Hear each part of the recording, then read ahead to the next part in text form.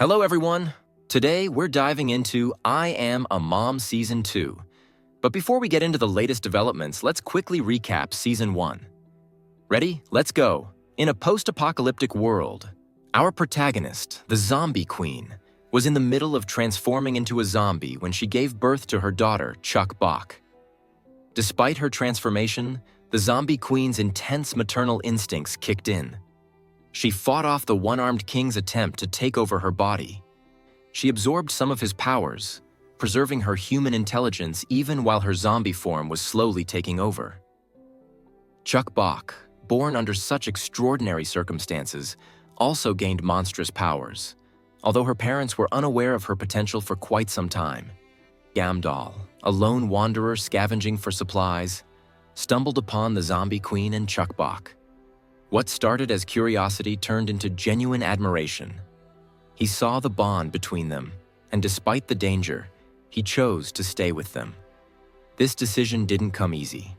He was ostracized by his old group, who were terrified of monsters, and was given an ultimatum: choose the Zombie Queen or stay with his team. He chose them, leaving his old life behind. As their little family began to form, Gamdal scavenged for food and supplies while the Zombie Queen protected them from monsters and other threats, despite her limitations, unable to go out in the sun and only able to survive by feeding on monsters.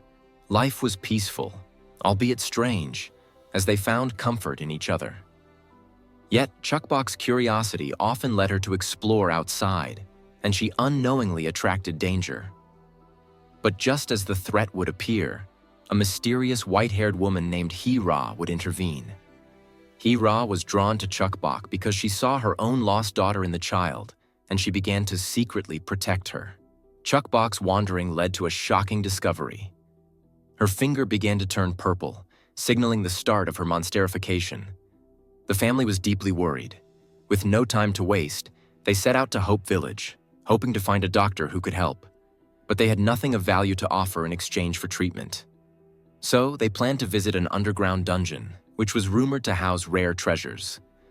The journey into the dungeon was fraught with danger. Inside, they encountered a powerful monster who was controlled by the one-armed king's forces. However, things took an unexpected turn when Chuck Bok snuck along, hiding inside Gamdal's backpack. Once discovered, the situation escalated quickly. The Zombie Queen had no choice but to fight off the dungeon's terrifying inhabitants to protect her daughter. As the tension mounted, Chuck Bok was captured by the monsters, but she was rescued just in time by Hira and Gamdal. The Dungeon Master, a powerful being who had been under the control of the one-armed king, was freed from his torment and joined the family's cause. The Dark Secret of Hope Village. After a harrowing battle in the dungeon, the family made their way to Hope Village. What was supposed to be a sanctuary quickly revealed its true nature as a deceptive farm controlled by parasites that had taken over the villagers' minds.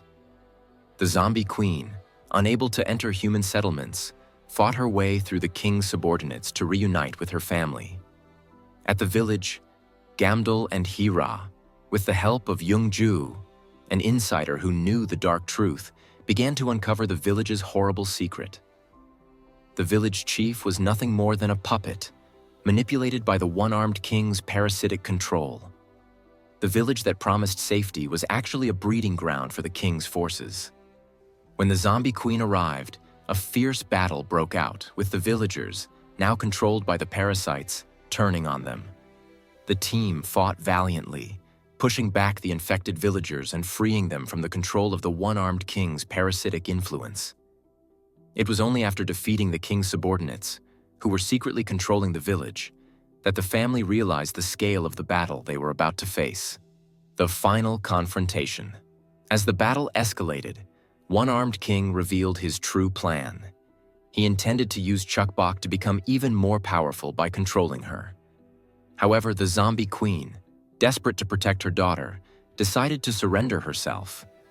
But in that critical moment, the doctor, who had been working on an antidote, injected it into the king. Though it didn't fully stop the king, it weakened him enough for the family to mount a counterattack. The antidote was meant to be their salvation, But even after being injected, one-armed king absorbed the parasites he had spread and grew stronger. He tried to take over the zombie queen's body, using her as a vessel for his power. But just as things seemed hopeless, Hira, who had been fighting one-armed king's subordinates, intervened. In a desperate act, she severed the king's tentacles and freed the zombie queen, allowing her to fight back. The battle between the zombie queen and one-armed king was so intense, filled with emotion and rage. Hira's intervention was a game-changer, wasn't it? Chuckbox Awakening. During the battle, the zombie queen and her family began to overpower the one-armed king. But in his final attempt to control everyone, he tried to regain his control over the villagers. However, to his surprise, Chuckbox used her newfound powers to break the king's influence over the villagers, freeing them from his grasp. This was a huge moment in the series. Chuckbox's powers had developed to the point where she could stand up to the king's influence. Despite this victory, the one-armed king managed to escape by severing a small part of his body, which meant that the battle was far from over. The family, though victorious, knew that a larger, more dangerous fight loomed on the horizon: the aftermath and new beginnings. In the aftermath of the battle, the doctor warned Gamdol and the others that they had no time to rest. More powerful enemies were coming for them. The family was forced to leave Hope Village, but not before the doctor offered the zombie queen a chance to regain her humanity. The antidote he created using Chuckbox's blood could potentially reverse her transformation, but he cautioned that the risks were unknown. After a moment of hesitation, the zombie queen took the antidote, hoping to be able to live a normal life in daylight and to speak freely again. But as days passed, the antidote showed no immediate effects, and the zombie queen began to weaken. In a heartbreaking moment, she collapsed, blood pouring from her mouth. But when the family woke up the next morning, they discovered that the zombie queen was missing. Panic set in as they searched for her, and eventually, they found her on the rooftop. In a stunning twist, the zombie queen had evolved once again, overcoming her weakness to sunlight. She stood there, bathed in the light, fully alive and more powerful than ever. It was a moment of pure joy and triumph for the family. Can you imagine the relief they must have felt when they saw her in the sunlight?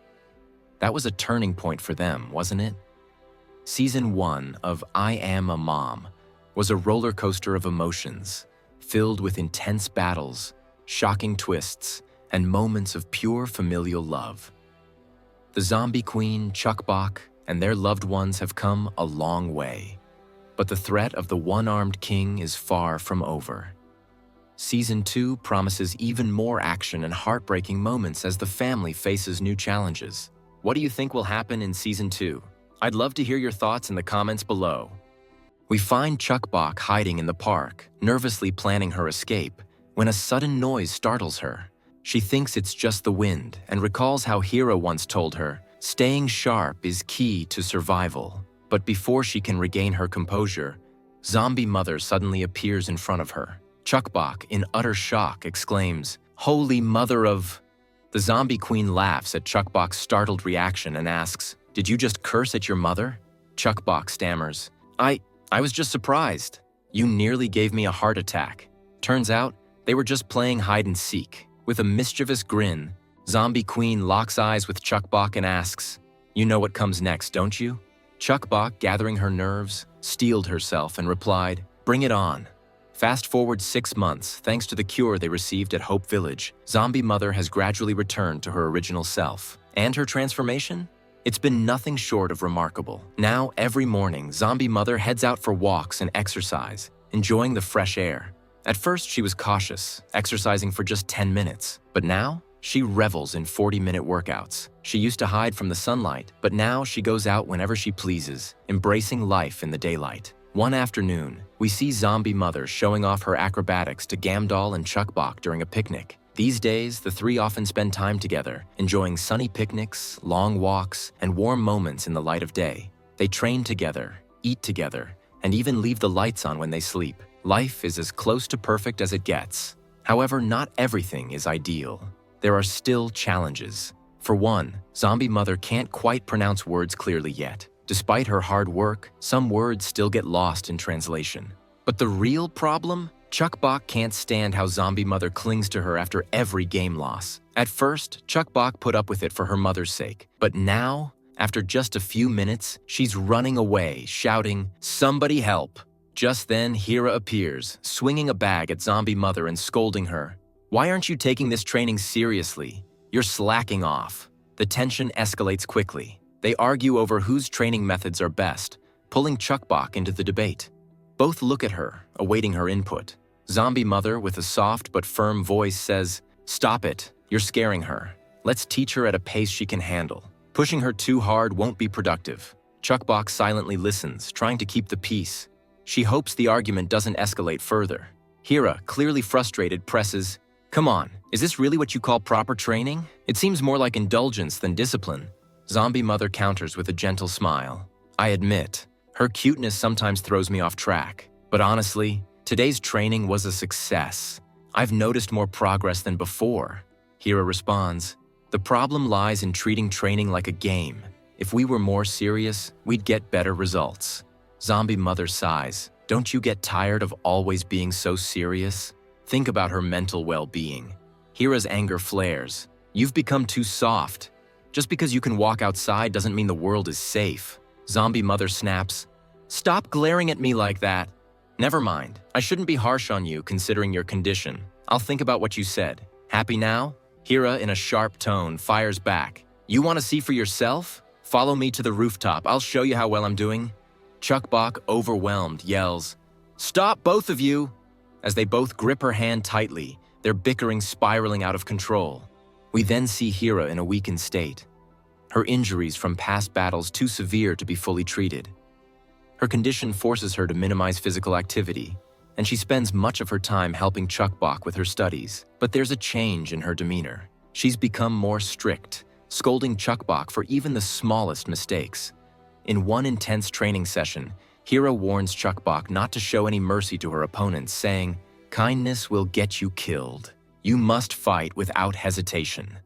Chuckbok, unable to hit Hira's weaknesses, apologizes, promising to do better. "Please don't give up on me." Hira, realizing how harsh she's been, feels guilty. "I'll never give up on you, just don't make this mistake again." For Chuckbok, Hira's strict training has made her the toughest teacher she's ever had. Afterward, Hira gives Chuckbok a chocolate bar but reminds her that in their family, anything found must be shared. Hira smiles and adds, "It's always good to have a backup plan." It's clear that Hira's tough love is driven by her desire to prepare Chuckbok to survive in a harsh world. And Chuckbok, she knows that, and she'll do everything she can to make her proud and become strong, just like her. Next, we catch a glimpse of Gamdal, the breadwinner of the family. He's out scavenging, digging deep into dangerous hidden corners of the world to find supplies. But the trade isn't easy. Bandits often try to ambush him, cheat him, or steal his precious goods. But Gamdal, he's a pro. With a list of must-have supplies in hand, Gamdal is always on the move, hopping from place to place. His reputation for providing high-quality products has made him a sought-after trader. But not everything goes according to plan. We see Gamdal captured by a group of thieves who threaten him with guns. Just as they're about to shoot, the guns malfunction, and the thieves freeze in shock. Gamdal grins and tears through his ropes. "Did you really think I wouldn't have a backup?" He quickly teaches the thieves a lesson, and as the situation unfolds, we meet So Young, a woman who was once a prisoner of the same group. She thanks Gamdal for helping her escape and admits, "This world is hell. There's no hope. But thanks to you, I can leave it all behind without regrets." With one final sorrowful glance, she shoots herself, leaving Gamdal speechless and heartbroken. When Gamdal returns home, greeted by his smiling daughter and wife, he feels a glimmer of hope amidst the despair. "I know this world is a nightmare, full of monsters and betrayal, but as long as I have my family, there's still hope. I am their husband, their father, and I'll protect them with everything I have." This moment of warmth is one of my favorite scenes in this manga. It's raw, real, and full of love in a world that's been stripped of it. What do you all think? Drop your thoughts in the comment box below. Now, Chuckbok had come a long way. She had learned how to fight, use weapons, and even shoot a gun. She worked hard, but there was still so much to learn. It was undeniable. Chukbok had grown a lot. Fully armored and armed, Chukbok was ready for today's test. She was determined to pass and earn Hira's approval. But to her shock, Hira said, "There's no test today. Just come for dinner and return my kitchen knife. I need it to chop vegetables." Chukbok stood there, stunned. Hira explained that her parents would be late and that Chukbok could sleep with her that night. But Chukbok, still unsure, asked, "Won't you squeeze me to death when I sleep?"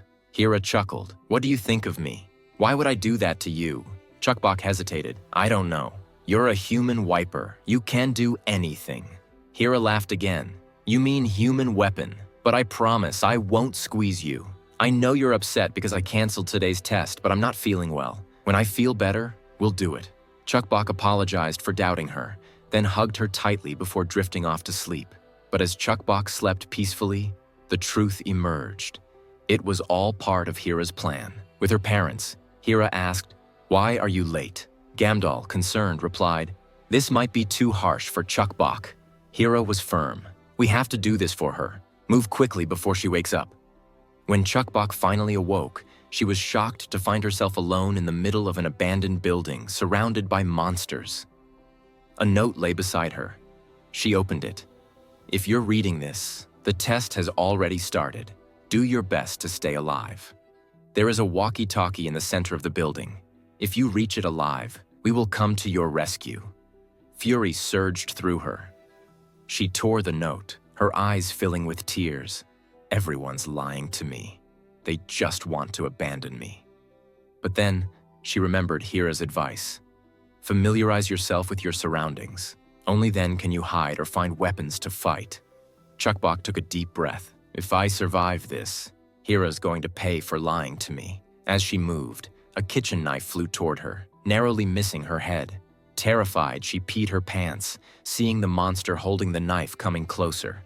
Frantically, Chukbok tried to run but tripped and fell. We then see the monster unmask itself. It was Hira. Zombie Mother and Gamdal watched from the sidelines, worried.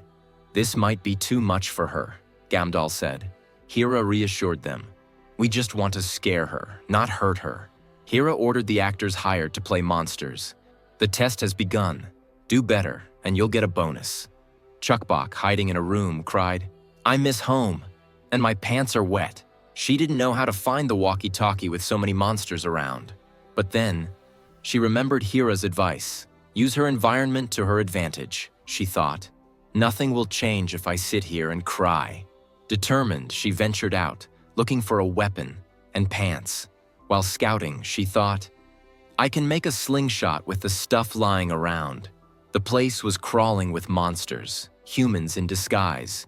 Suddenly, a rock flew and hit one of them. The others turned, startled, then began chasing Chukbok for the bonus. I'm in trouble now, Chukbok thought as she started firing rocks from her slingshot. A few hits landed, and Hira, watching from behind, wondered, how did she make that slingshot? Who taught her? Flashback. Chukbok's grandpa had taught her to use a slingshot. This will be your secret weapon, he'd said. Chukbok whispered, thanks, Grandpa. But then she realized she was out of rocks. Her ultimate weapon? Fire extinguisher powder she found while scavenging. This could work, she thought, grabbing some. Now, Chukbok was getting the hang of things. She dodged the monsters, realizing they were much slower than her mom and weaker than Hira. I can do this, she thought as she reached the walkie-talkie. But just as she was about to grab it, Hira lifted her off the ground and slammed her into the wall. Hira approached, determined, thinking in her mind, what will you do when you encounter a strong monster, Chukbok? Chukbok, dazed and bruised, stood up thinking, I'm going to make it home. I'll be with Mom, Dad, and Hira. Suddenly, her eyes began to glow, and she unconsciously called upon the monsters outside the building. The horde of monsters rushed toward her. In seconds, the building was surrounded, monsters smashing windows and flooding inside. Everyone was in shock. How can there be so many monsters? Hira wondered. The timing, the change in Chukbok's eyes, it could only mean one thing. This was her doing. The disguised monsters began fighting real monsters in a chaotic battle for survival. Hira grabbed Chukbok and fled to the upper floors, while others with guns opened fire to reduce the monster threat. But Chukbok, still struggling, was unaware of the chaos she'd caused. Zombie Queen stepped in, slaying monsters left and right. "Stop talking and save your energy to protect Chukbok," she shouted. "I'll clear the area." Zombie Queen noticed the yellow tint in everyone's eyes. "I know I've cleared all the monsters nearby. So, who called these new ones?" Deep down, she knew Chukbok had caused it. But how? How did Chukbok possess such power? No one had ever seen anything like it. They began to regret their decisions, realizing they'd been too careless in underestimating her. They should have been more cautious. Just then, Hira winced in pain from a wound, but there was no choice. She had to keep fighting. The monsters overwhelmed Hira and the others. With desperation in her voice, Hira shouted, "Someone please help Chukbok!" But something was off. No one had been killed. Her eyes widened in disbelief when she saw a monster handing Chukbok the walkie-talkie. Every monster in the building was listening to Chukbok's commands. A flashback revealed the moment Chukbok had freed the villagers from the one-armed king's control. That sense of confidence flooded her again, a realization that she could do anything with that same powerful gaze. She'd practiced secretly, feeling the excitement of finally having a power that could take her home. But as she stood, Chukbok felt her nose bleed. The power was taking a toll on her body. "Why can't I control those monsters that attacked me?" she wondered. They seemed different. The larger monsters sounded eerily like Hira, but Chukbok quickly dismissed it as a delusion. "No, focus," she thought. "I need to control the monsters now." As she looked around, her gaze softened when she saw a small monster puppy. It was cute. Chukbok gently patted its head, asking, "Would you come home with me? There's so much food there." But suddenly, her eyes returned to normal. In that instant, all the monsters snapped back to their original selves. The puppy transformed into a giant, menacing wolf. It growled, ready to pounce. Panic spread through the room as everyone fled, realizing their mistake. Chukbok, barely able to stand, felt helpless. The wolf monster lunged at her. "This is it," she thought. "I have to use my power again." But when she tried, a sharp pain tore through her head. Her vision blurred. Hira was rushing toward her, but Chukbok, disoriented, thought she was under attack from monsters on both sides. She remembered happier moments with her family and realized, though she held the walkie-talkie, she didn't know how to use it. In a last-ditch effort, she cried out, "Hira!" Just then, Zombie Queen burst into action, attacking the wolf monster. Hira seized Chukbok, pulling her to safety. "As I promised," Hira said, "I'll always come when you call for me." On the other side, Zombie Queen couldn't help but feel a little hurt that Chukbok hadn't called for her. "You've got your strong mom now, Chukbok," she said, grinning. "Now you protect weak Hira." Hira shot her a glare. "We'll talk about that later." Gamdol appeared, saying, "Let's go somewhere safe." The wolf monster, now furious, prepared to attack Zombie Queen. But in a commanding voice, Zombie Queen shouted, "Get lost, you bastard!" The wolf monster froze, its instincts telling it to retreat. Trembling, it turned into a small puppy and fled. "Now," Gamdol said, "let's go home." Chukbok, still reeling from the trauma, hid in the bathroom. She refused to come out. Anger and hurt filled her heart as she muttered, "You all lied to me." Her parents stood outside trying to console her. "We're so sorry," they said. "We never intended for it to go this far. It was all part of your training. An actual setting test." Chukbok, shaking with rage, responded, "Stop making excuses. No parent would do this to their child." Gamdol and Zombie Mother fell silent. Chukbok was right. They couldn't argue with that. Chukbok's voice cracked with emotion as she said, "You all lied to me, especially you, Hira. I hate you even more now." Hira, unshaken, retorted, "You're immature. I told you to adapt to your environment and survive. What would you have done if a real situation like this happened? Would you keep hiding behind your mother forever?" In a burst of anger, Chukbok stormed out of the bathroom and punched Hira in the face. "I hate you," she screamed. "You told me you never lied, but you did. Do you even know how scared I was?" Tears filled Chukbok's eyes as she added, "I really missed you so much." Hira, taken aback, smiled softly and sighed. "I'm sorry, Chukbok. I was too harsh. You passed the test. I promise I'll never do that again. Maybe tomorrow we can do something you like. Chukbok, exhausted, wiped her tears and said, "Okay, I don't hate you. I like you so much." And with that, she collapsed into a deep sleep. Later, as her parents talked, they revealed that all the people they had hired were killed by the real monsters while fleeing. Zombie Mother looked grim and said, "So, no one is left to witness, right? That's fortunate." I was stunned by Zombie Mother's coldness, but it was clear that in this world, weakness meant death. Meanwhile, the date of Hira's checkup was nearing, and they had to take her to the promised location. But with only one car available, Grandpa and Yu Jung had already left. The chaos of the day was followed by a tender moment in Chapter 81, filled with wholesome family moments. Chukbok dragged her parents and Hira out early the next morning, full of energy. She was giggling with excitement, planning to make them play every game she could think of as a form of punishment for lying to her. Everyone would listen to her today. With a smug smile, she announced, "Today's all about me. You all have to pray for what you did." Her parents tried to correct her. "It's pay, not pray, Chukbok." The scene shifted to the park, where Chukbok was having a blast playing house games. Hira was acting like a little child, and Chukbok played the mommy role. Zombie Mother and Gamdal laughed nonstop at the hilarious antics. Hira playfully threatened Zombie Mother to stop laughing, but Zombie Mother teased her relentlessly. A mock fight broke out between them, with Gamdal and Chukbok trying to break them up. They all laughed together, enjoying the day.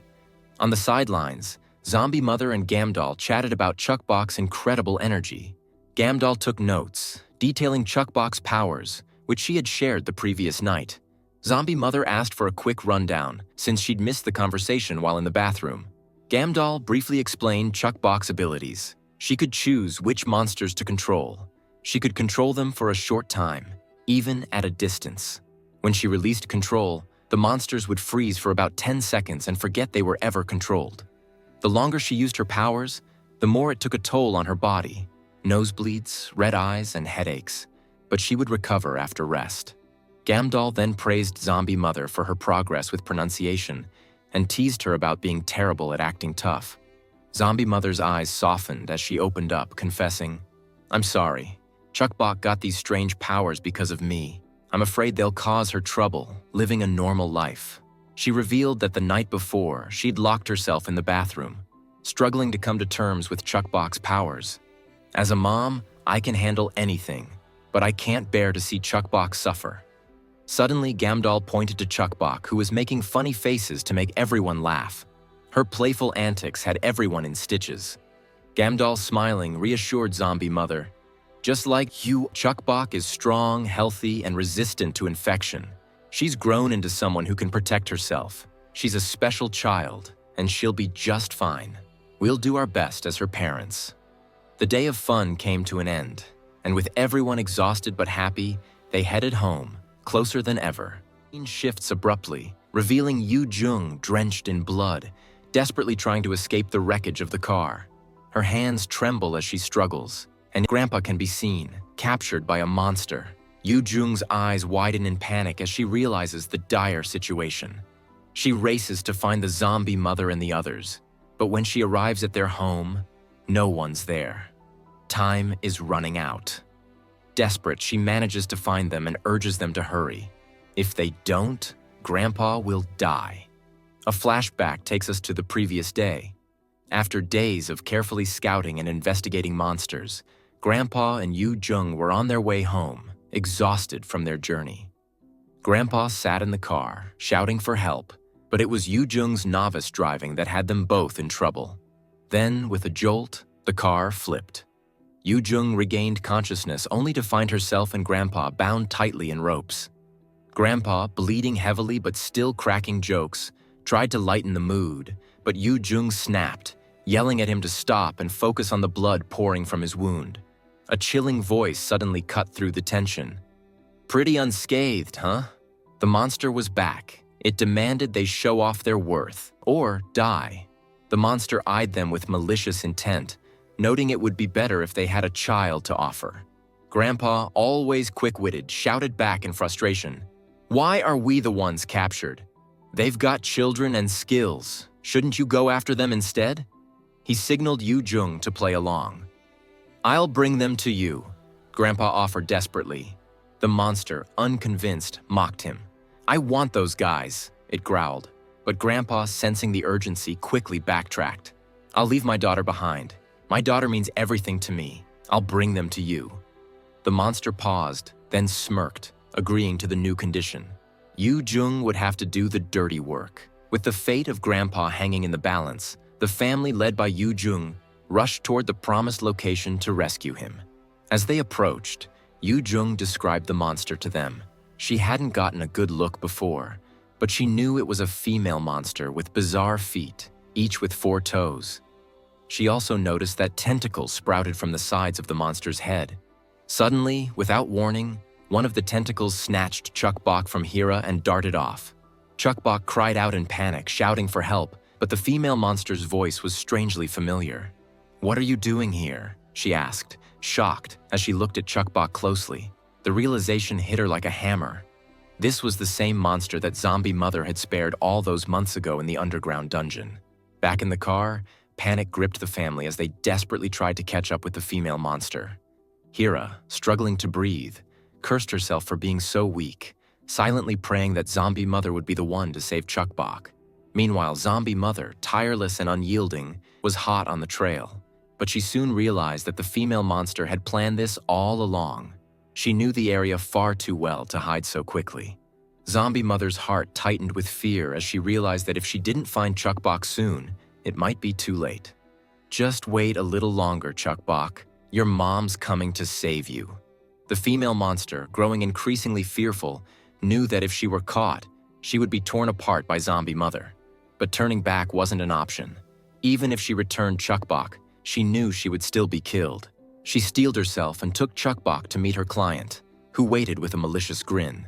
"I brought you what you asked for," the female monster called out. "Now give me my kids." But the hat monster wasn't having it.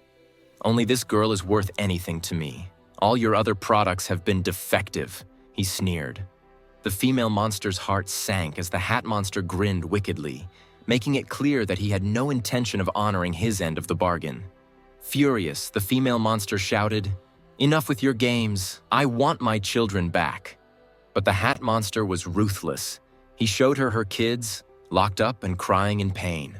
"If you don't cooperate," he threatened, "I'll make sure your children suffer even more." The female monster froze, her heart breaking at the sight of her precious children in agony. A flashback unfolds, revealing the female monster's lonely, hollow existence.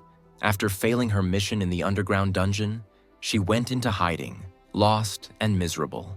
But when she found the children, something changed. At first, she had planned to fatten them up and devour them later. But the more she spent time with them, the more attached she became.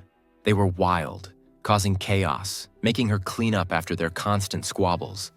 But they filled the emptiness inside her. One day, after she'd gone out to get their favorite food, she returned to find a monster devouring her children. Rage consumed her as she attacked the beast, but it was no match for the hat monster's strength. The hat monster captured her children and offered a cruel bargain. Bring him more high-quality people, or he would keep them captive. From that day on, the female monster's life became a nightmare. She fought tooth and nail to bring back more people, but the hat monster always deemed them defective and kept her kids locked up. Every failure, every heart-wrenching defeat wore her down, and she wondered if she should just give up. Could she abandon them? Let them die? The thought tormented her. But when she saw them suffer, she knew there was no choice. She would endure anything, as long as she didn't have to see her children in pain. Tears welled in her eyes as she begged the hat monster to release them. "I'll do whatever you want. Just stop hurting them." Chukbok, witnessing all this, couldn't help but draw a painful parallel. She's just like my mother, Chukbok thought, a sudden realization dawning. She's not the monster I thought she was. In the next episode, Chukbok and Dayan join forces to take down the hat monster and rescue the children. But the clock is ticking. Will Zombie Mom find Chukbok before it's too late? Can Hira survive her critical injuries? And the biggest twist yet, The truth behind the mysterious villain group will finally be revealed. Don't miss the suspense, action, and shocking secrets in the next episode. Seeing her children writhing in agony, the monster's fierce exterior crumbled. Tears streamed down her face, her voice trembling with desperation. "Please, I beg you," she cried, her tone heavy with remorse. "Don't hurt my children. Take me, punish me, do whatever you want, but please leave them alone. I'll do anything you ask. Just spare them this suffering." Chukbok watched the chaos unfold, her heart heavy with conflicting emotions. A thought surfaced in her mind, clear and undeniable. She's just like my mother. This isn't the same monster from before. As Da-yoon collapsed in tears, the hat monster erupted into mocking laughter. "Don't paint me as the villain," he sneered. "Bring me high-quality products and I'll release them just like I promised." Da-yoon's trembling voice broke through her sobs. "Fine, I'll bring them." A sly grin spread across the hat monster's face as he thought to himself, "Pathetic fools who care about their families are so easy to manipulate. A little kindness here, a bit of desperation there, and they'll do all the work for me. Meanwhile, I get the finest meat without lifting a finger. Truly, today's my lucky day. Such young, fresh meat." But his smug confidence didn't last. Without warning, the room began to tremble, the walls, created from his own power, flickering and weakening. The hat monster fell to his knees, gasping as his control started to unravel. Chukbok stood tall, her energy radiating fiercely. She was using her powers to disrupt the hat monster's control over the room. Her voice rang out, strong and urgent.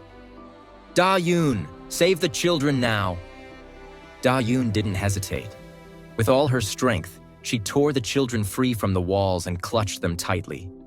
Relief and guilt surged through her as tears streamed down her face. But before she could fully process the moment, the hat monster roared in fury. He lunged at Da-yoon, striking with relentless force. The children, trembling but determined, cried out, "Da-yoon, leave us and run, please, save yourself." Da-yoon's heart ached at their words. How could she ever abandon them? These children, who had suffered unimaginable pain, still thought only of her safety. "No," she said, her voice resolute despite her tears. "I'll never leave you. No matter what happens, I will stay by your side." She pulled them closer and whispered, "Da-jung da-gum, the bad times are over. You're safe now. I promise you'll never have to suffer again. I'll protect you, always." The hat monster, blinded by rage, launched a vicious assault. Blow after blow struck Da-yoon as she shielded the children with her body. Finally, he raised his claws for a devastating final strike. But before the blow could land, a deafening bang echoed through the room. The hat monster froze, his body jolting as a bullet tore through him. Chukbok held the revolver tightly in her hands, the one her zombie mother had given her for emergencies. This is it, she thought.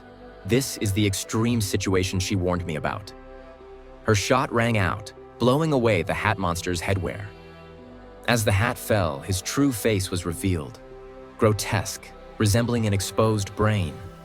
One of his eyes glowed a vivid blue, and Chukbok realized that might be why her mind control powers weren't fully effective against him. The hat monster turned toward her, his grotesque face twisting into an eerie politeness. "Ma'am," he said calmly, "are you the boss's child?" "I didn't notice until I saw your eyes." Chukbok's mind raced. She saw an opportunity and seized it. Smiling smugly, she let out a short laugh. "Was it that obvious?"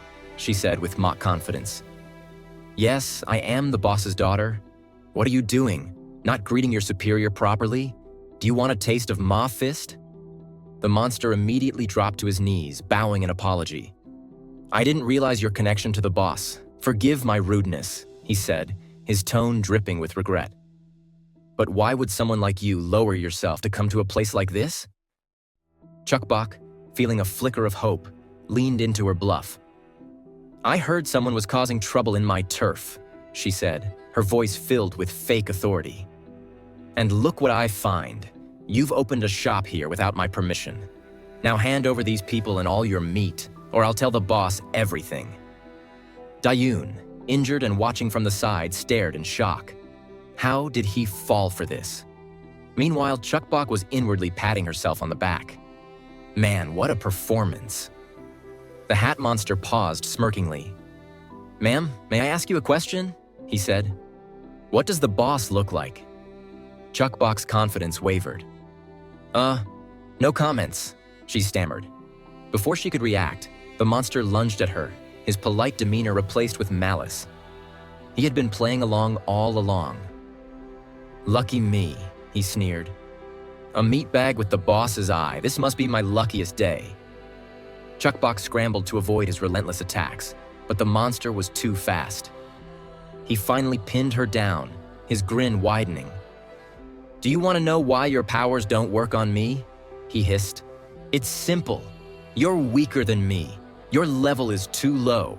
And now stop using your powers. They're giving me a headache." He loomed over her, raising a hand. "I'll count to 3. Either you stop, or you'll be in a world of pain. 3, 2. Suddenly, another voice rang out. 1. Before the hat monster could react, a claw pierced his chest from behind. The attacker was an older figure, Grandpa, calm but deadly.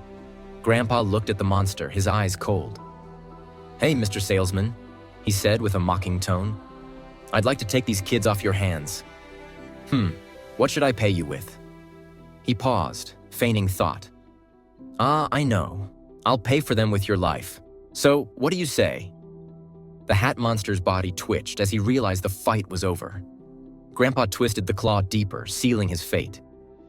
Hira, Gamdol, and Yujung waited anxiously for the zombie mother's arrival. "I need my axe," Hira demanded. "I'll go find Chukbok myself." Gamdol stepped in front of her, blocking her path. "If you move violently in your condition, you'll die for real. Stay put and trust the zombie mother. She'll bring Chukbok back." Hira clenched her fists in frustration. "If I just caught Chukbok in time, this wouldn't have happened." Before anyone could respond, the sharp sound of gunshots echoed through the air. They froze, startled. Yu Jung glanced nervously. Could that be Chukbok? Scene changes to old warehouse. Grandpa had captured the hat monster, gripping him firmly. His voice was calm but cold. "Trade the kids for your life." The monster, still distracted by Chukbok's powers, hesitated before nodding reluctantly. "Fine, I'll leave them alone." But Grandpa wasn't finished. "Tell us everything about this marketplace," the monster groaned. "You're such mean bullies." Everyone stared at him incredulously. Look who's calling someone a bully. Resigned, the monster began to explain. Market Palace is exactly what it sounds like. A market for monsters. Young meat is sold at a premium, and some humans are kept as pets. Grandpa's eyes darkened. "Your boss. Is he a tentacle monster?" The monster nodded cautiously. "Yes, but the one-armed king you're talking about? He wasn't our boss. He was just an imposter, someone who created a cannibal tribe and tried to challenge the real boss. He was dealt with and doesn't exist anymore." Grandpa's mind reeled. An imposter. I thought it was over. I wanted to live the rest of my life without regrets. I wanted my daughter to escape this cycle of revenge. Suddenly, a cry shattered his thoughts. Grandpa turned sharply to see the monster holding Chukbok hostage again. "Let me go, or she's done for," the monster threatened. Grandpa's grip tightened in fury, but he had no choice. He let the monster go. Once the monster was gone, relief washed over the group. Chukbok approached Grandpa, her eyes filled with guilt. "I'm so sorry. Because of me, you had to let him go." Grandpa's expression softened as he placed a hand on her shoulder. "It's okay, sweetheart. But tell me, what happened to your eyes?" His voice lowered, filled with concern. "Promise me this stays between us." Chukbok nodded hesitantly, her lips sealed. Meanwhile, the zombie mother arrived, her gaze immediately locking onto Grandpa. "Thank you, Grandpa, for saving Chuck Bach," she said with genuine gratitude. Her eyes shifted toward Chuck Bach, a tender smile forming, but it quickly turned into a scowl when she saw Dayun. "I knew the description sounded familiar. Now I'll end you for good." Grandpa raised his hand, stopping her. "Save your energy for later.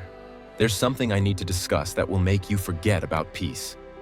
Let's talk when everyone is here." Later, everyone gathered for dinner as Grandpa recounted everything he had learned from the Hat Monster.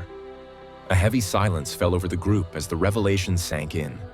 The monster they had fought was nothing more than an imposter. Yujing's confusion was evident. "Why haven't they come after us yet?" Gamdal spoke up. "They're waiting for the right time. Chuck Bach's recent powers are enough to target her, but they've held off. That means they're waiting for her powers to fully mature." Grandpa nodded. "We don't have solid evidence yet, but we have time and an opportunity. Let's focus on gathering more information." Later, Hira led the zombie mother to the rooftop for a private conversation, while Chuck Bach is teaching the kids how to become strong like her, taking on the role of their teacher from now on. Zombie mother asks Hira, "What did you want to say?" "I don't think you called me here just to have a chat over a cup of tea." Hira's voice trembles with regret. "I wasn't able to protect Chuck Bach back then. We were lucky that Grandpa was there to keep her safe. Otherwise, Chuck Bach wouldn't be here today playing so cheerfully." Zombie mother is visibly taken aback by Hira's apology and asks, "I know you've always been different, but why are you protecting Chuck Bach so fiercely?" Hira takes a deep breath, her emotions overwhelming her. "There was a time when I was blinded by revenge, but Chuck Bach opened my eyes. She's my only hope, and that's why I've been protecting her." Hira sees a glimpse of her daughter in Chuck Bach, who smiles brightly and plays with the two kids. Zombie mother offers Hira a hot cup of tea, her voice soothing. "Hurry up and get better so you can help protect Chuck Bach." Feeling embarrassed, she says, "Don't get the wrong idea. I just didn't want to carry an extra burden." However, as zombie mother speaks, Hira suddenly collapses to the ground. Everyone is stunned, their faces filled with worry and confusion. The scene shifts to a dimly lit room where the Hat Monster is waiting. Suddenly, a large monster enters the room. Hat Monster greets him, calling him Mr. Bigfoot, who has come to collect the goods. Hat Monster shows him the items and thanks the boss for the opportunity, assuring that these goods are of high quality and will sell for a premium price. As they exchange words, Hat Monster hesitates for a moment before speaking. "I recently encountered a problem. I came across a little girl with yellow eyes, very similar to Boss. I thought you might be interested in dealing with her." The scene changes to a karaoke bar where a young boy approaches a notorious gang known for their cruelty. Upon seeing their hideout, doubt flickers across his face. Suddenly, the gang's captain speaks up. "I know we don't look trustworthy, but we're professionals. Even though we're a bit rough around the edges, we get the job done." The boy hesitates before pulling out a picture of his target, but as he does, the portrait slips from his hands and falls to the ground. The leader, frustrated, shouts, "Newbie, pick those papers up!" The man wearing a helmet stoops down to retrieve the papers. As he does, he focuses on Hira's portrait, staring at it intently. The captain snaps again. "Dude, are you deaf? Give me those papers." The man, voice rising, barks, "Shut the fuck up, you idiot!" Gasps ripple through the room. "How dare you talk to the captain like that?" They snarl, closing in on him with fists raised. Before they can strike, the man's hand transforms into a monstrous claw, swiping at his attackers with lethal precision, knocking them down one by one. He holds Hira's portrait close to his chest, murmuring, "I finally found you. Wait for me. I'll be there soon." The captain, in shock, shouts, "Kill him! Whoever takes him down will get half of my money. No, I'll give you everything I have." In the next scene, we see the man standing over the lifeless bodies of the gang members, freeing the hostages. Grabbing the boy by the neck, he reveals, "I saved your life. These people would have killed you once they took your money. I came here to end them before going home, but seeing you changed my mind. The boy, gasping for breath, struggles to speak. Why are you doing this to me? Who are you? The man's voice is calm yet firm. I'm the real pit bull. Now tell me, where is this woman? The scene shifts, plunging us into chaos. Hira lies on the ground, struggling between life and death. Blood seeps through desperate hands trying to stop the flow, but it's no use. Panic fills the air, their voices trembling as they beg her to hold on. Amidst the pain and urgency, Hira suddenly speaks. Her voice is weak but firm. Bring Huckbach. Even in her state, there's something about the way she speaks that demands attention. Chuckbach clings to her mother's side, her tiny body trembling. She can't bear to see Hira like this. The once strong and fearless warrior now looks so fragile, barely holding on. The others are exhausted, their faces pale with sorrow. There's nothing left to say. They all know the truth. It's a miracle Hira is still alive, and expecting her to survive much longer feels like wishful thinking. The zombie queen finally speaks, her voice tight. Are we seeing the doctor tomorrow? Her words hang in the air like a final thread of hope. If she makes it that long, she adds quietly. Gamdal shakes his head. You know the doctor already did everything he could. He worked with nothing but scraps, and even then, it was a miracle he kept her alive this long. Besides, we can't move her now, not while we're still fighting off monsters. A heavy silence follows. Then Grandpa lets out a deep, frustrated breath.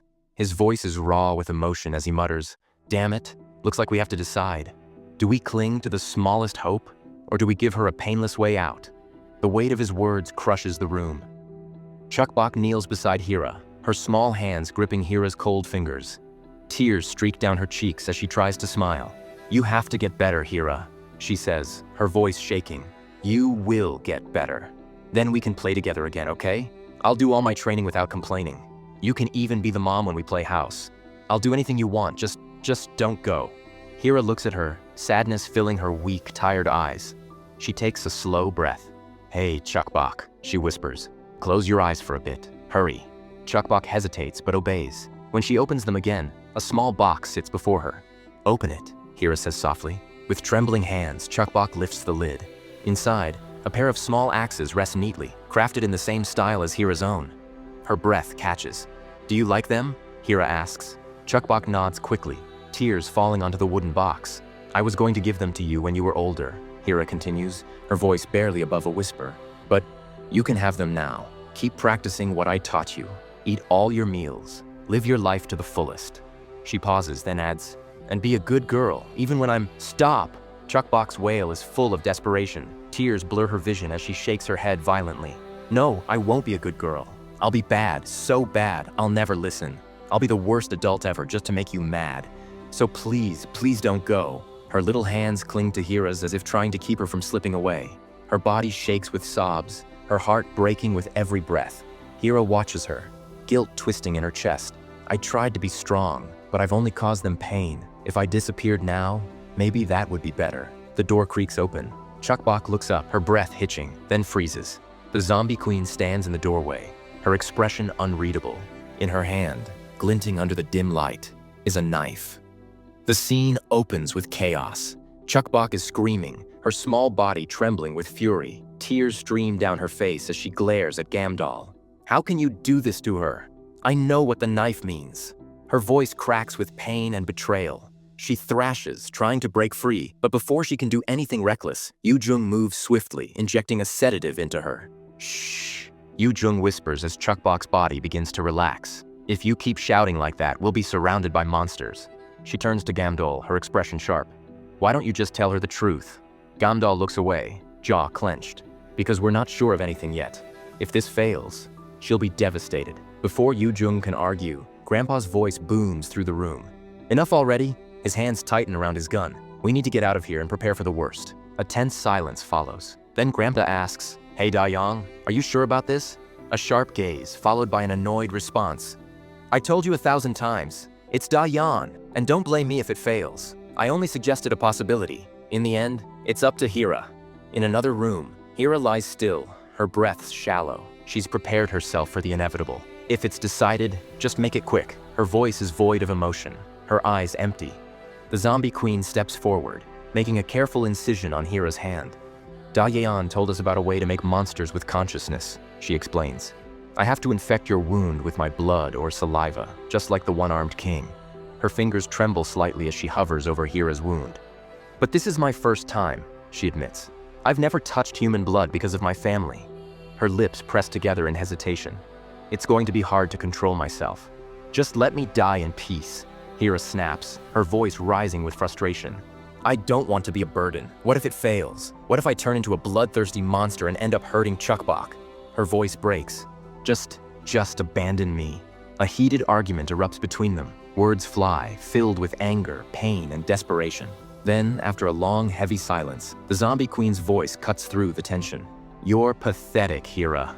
Hira flinches. You once told me that if Chukbok was ever in danger, you'd protect her, even if it cost you your life. Was that a lie? Hira swallows hard, her chest tightening. Can you really die peacefully after seeing Chukbok like that? Are you telling me there's nothing you'll regret? Her voice lowers, pressing Hira for the final time. Decide now. Die here or survive, and fulfill your promise.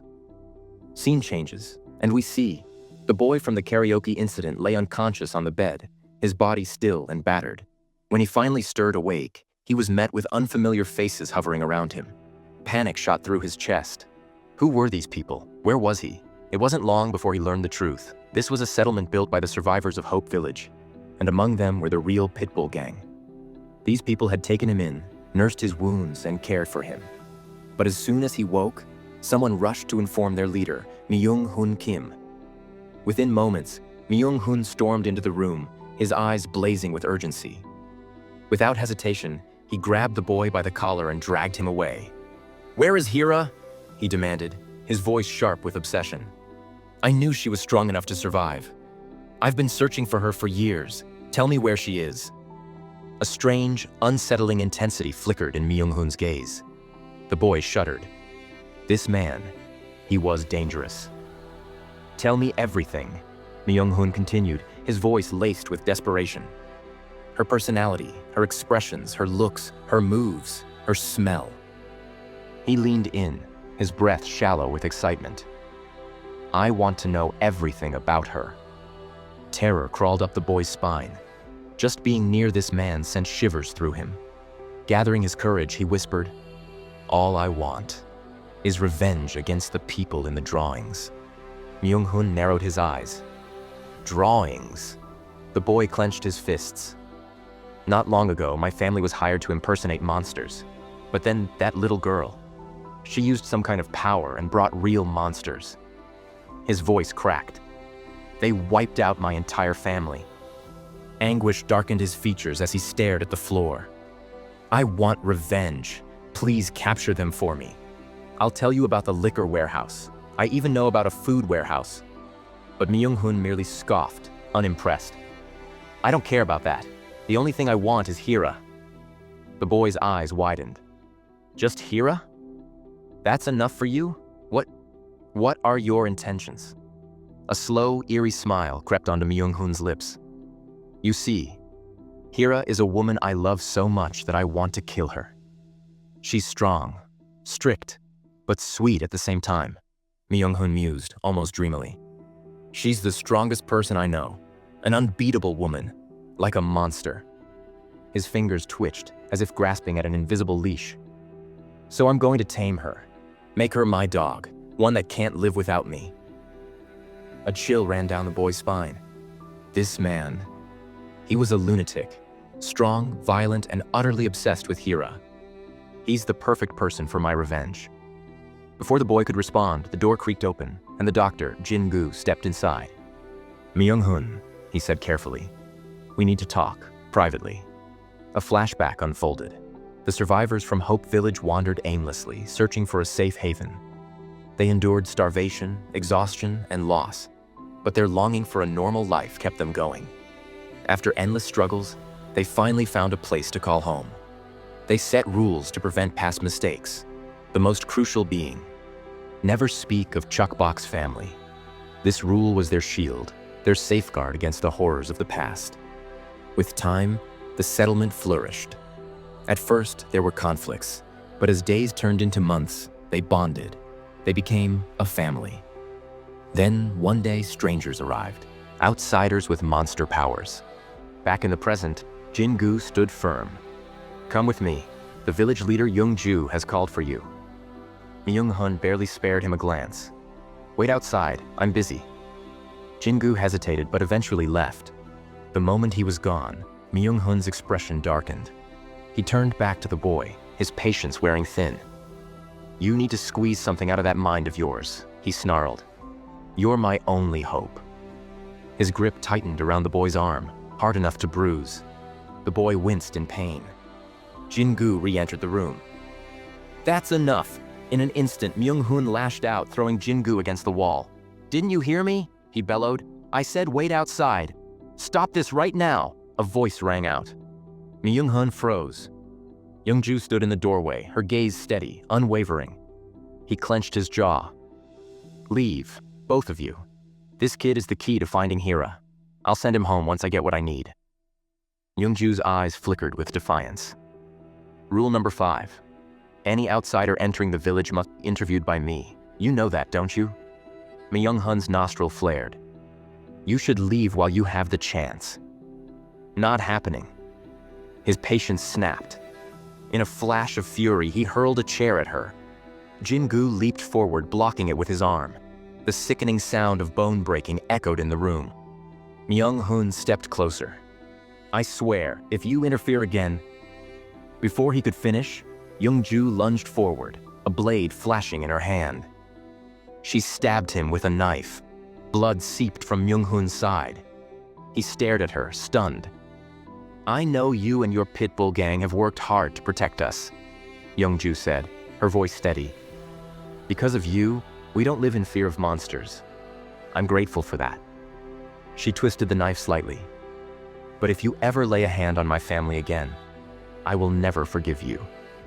For a moment, Myung-hun was silent. Then, he chuckled. "You remind me of her," he murmured. With a wince, he pulled the knife from his wound and dropped it to the floor. "I never thought you'd actually stab me." Young-ju crossed her arms. "Let this be a warning.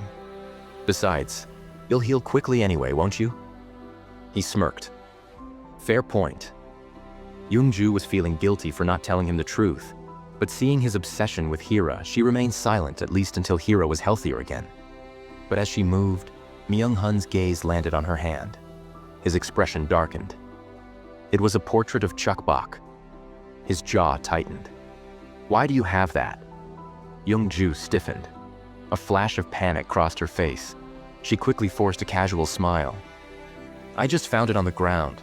Nothing serious." She tried to shift the conversation. "We should talk over dinner." But Myung-hun wasn't fooled. His fingers curled into fists. His voice dropped into a dangerous whisper. "Be honest with me." He took a step closer, his presence suffocating. "Do you know this kid?" Scene changes and we see Chuk-bok singing lullaby to Hira. "Hush, little baby, don't you cry." Chuk-bok's voice is soft, almost delicate, as she sings to Hira, who was tightly bound before her. The flickering candlelight casts eerie shadows over the scene. Hira twitches, her breathing uneven, the ropes around her pulling tight as she struggles. But she doesn't lash out. Why? Because even in this monstrous state, something inside her remains untouched. Her motherly instinct. She won't hurt the children.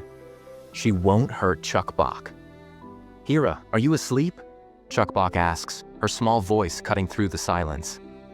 But across the room, Da-yeon is curled up in the corner, arms wrapped around her knees, shaking. Her face is pale, drenched in regret. This is all her fault.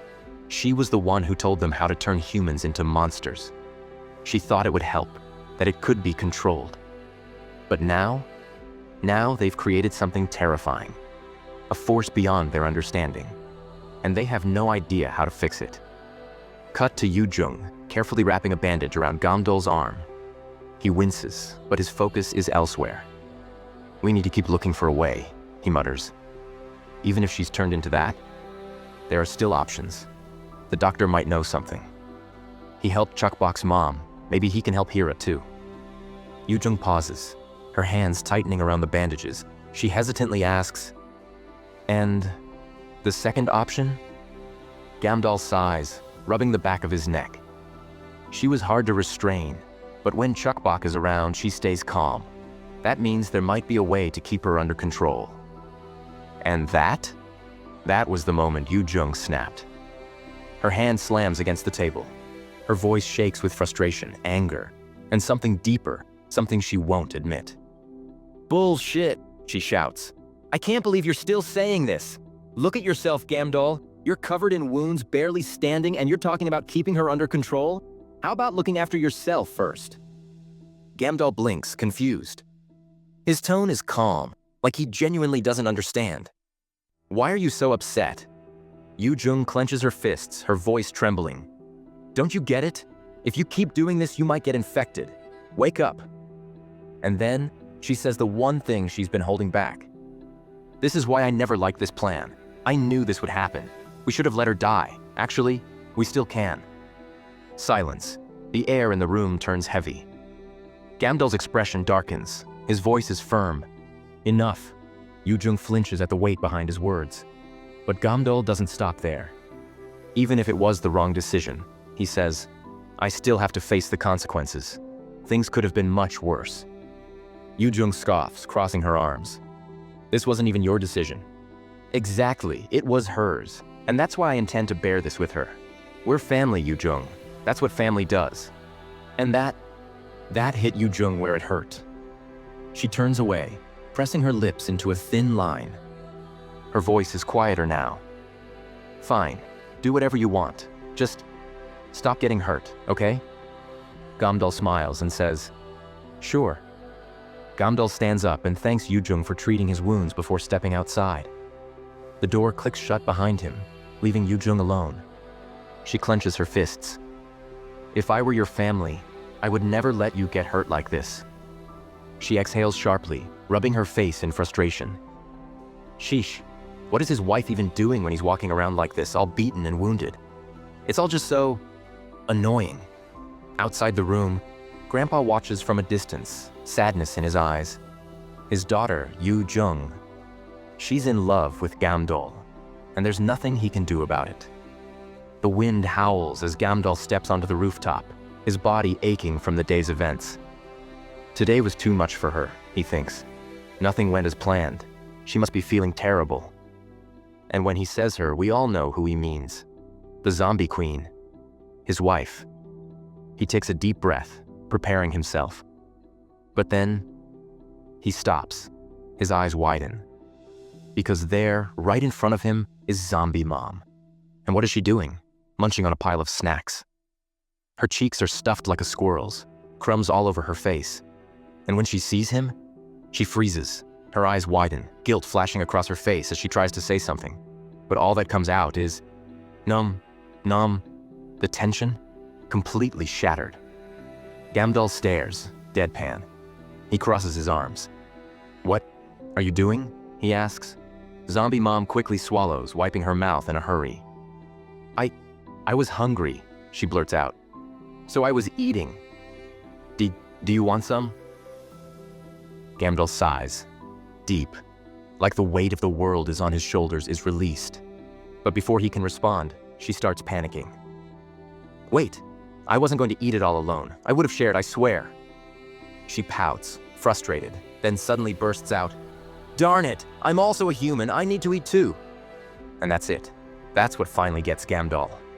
He laughs, loud, real, and full of warmth. "You're too cute," he teases. "Shut up," she huffs, swatting at him. But then, his expression softens. His voice turns serious. "I thought you'd be feeling down after everything that happened today." Zombie Mom blinks, tilting her head. "Do I look that fragile to you?" "No," Gamdal admits. "That's not what I mean." He exhales, then asks, "Are you ready to leave with Grandpa to see the doctor?" "Yeah," she nods. "All my wounds are fully healed now. But before I go, listen to me. Don't worry. I know things are hard right now, but I'll take care of things." And that's it. That's all it takes. Gamdal steps forward and pulls her into it tight. He doesn't care about anything else in that moment, except for her. Zombie mom stiffens, startled. "Wait, what's this for?" she stammers. Gamdol chuckles softly. "Well, you're just too lovely." Her face turns red. She quickly hides it behind his shoulder. "Be careful out there," he murmurs. "And don't push yourself too hard, honey." "I'll be back soon," she whispers. And then she leaves. Gamdol watches her disappear. He sighs, turning back to the rooftop, ready to clean up, until he notices something. She barely ate anything. The screen fades in from black, revealing zombie mom alone in a dimly lit stair hall. Her expression is distant, troubled. And then a memory floods her mind. The first time she tasted blood, it changed everything. Her hands tremble as she remembers it, warm, thick, intoxicating. The moment it touched her tongue, something inside her snapped. A hunger she had never known before took over. She couldn't stop. She didn't want to stop.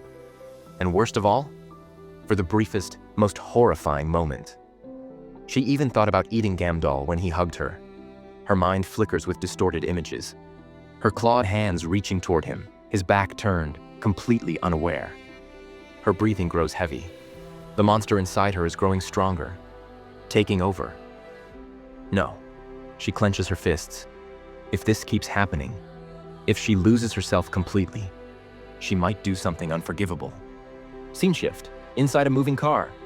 The engine hums as the car rolls down an empty road. Zombie mom sits in the passenger seat, staring out the window.